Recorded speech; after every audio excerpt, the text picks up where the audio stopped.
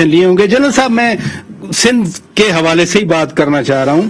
وزیر داخلہ ہیں شیخ رشید، وہ بڑے اہم عہدے پہ ہیں. انہوں نے کل ایک اجلاس بھی بلایا ہے اور سنا ہے کہ کوئی سمری بھی تیار ہونی ہے.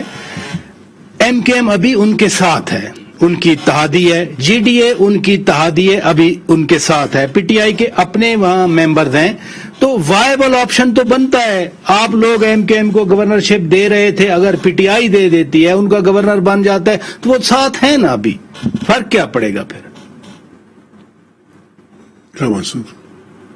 یعنی اگر گورنر راج لگتا ہے فرق کیا پڑے گا پھر اس سے؟ نہیں، میرے سمجھ میں نہیں آتی ہے کہ گورنر راج لگنے کے لیے کون سے وہ عوامل ہیں جو کہ سامنے آئے جس کی بنیاد کے اوپر یہ سمجھا جائے کہ سندھ گورنمنٹ آئین کے مطابق چل نہیں رہا ہے اور وہاں پر ایک مجبوری آ گئی ہے کہ سندھ گورنمنٹ کو ڈسلاج کر کے وہاں پر گورنر راج لگایا جائے اور مرکز اس کی حکومت کو ڈائریکٹلی سنبھالے. اس قسم کے قدم اٹھانے سے پہلے بے شمار واقعات ہو جاتے ہیں، ایسی چیزیں شواہد سامنے آ جاتے ہیں. اور آج کے میڈیا میں، سوشل میڈیا اور پلس الیکٹرانک اور پرنٹ میڈیا میں پچھلے کم از کم جب سے یہ واقعات ہوئے ہیں، جب یہ نو کانفیڈنس والی کہانی ہے، اس سے پہلے پورے سال میں کوئی بھی ایسی بات سامنے نہیں آئی جس کو بنیاد بنا کے بطور مثال پیش کیا جائے اور یہ کہا جائے کہ سندھ کے معاملات دوسرے صوبوں کے مقابلے میں بہت خراب ہیں اور وہاں پر گورنر راج لگانے کی ضرورت ہے. وہاں پر یہ واقعہ ہوا، سندھ گورنمنٹ کنٹرول نہیں کر سکا، یہ واقعہ سندھ گورنمنٹ اس میں فیل ہو گیا، یہ واقعہ فلان ہوا. اس قسم کی کوئی بات سامنے نہیں آئی.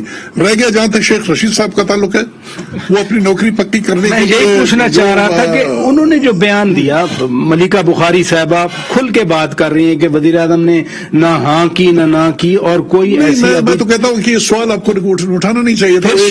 وہ ایک فرد ہے ایک بڑے صوبے میں. اگر گورنر راج کی بات کی جائے، اپوزیشن کی صرف ایک صوبے میں حکومت ہے اور وہ پیپلز پارٹی ہے. نون لیگ کی پنجاب میں نہیں ہے، دوسرے صوبوں میں نہیں ہے، تو اس کو آئیڈینٹیفائی کر کے کہا جا رہا ہے. وزیر داخلہ کہہ رہے ہیں. اچھا صاحب، میڈم یہاں پر بیٹھی ہوئی ہے، جی قانون کے باہر ہے، پڑھی لکھی خاتون ہیں اور قانون سے متعلق ہیں، یونیورسٹی سے متعلق ہیں.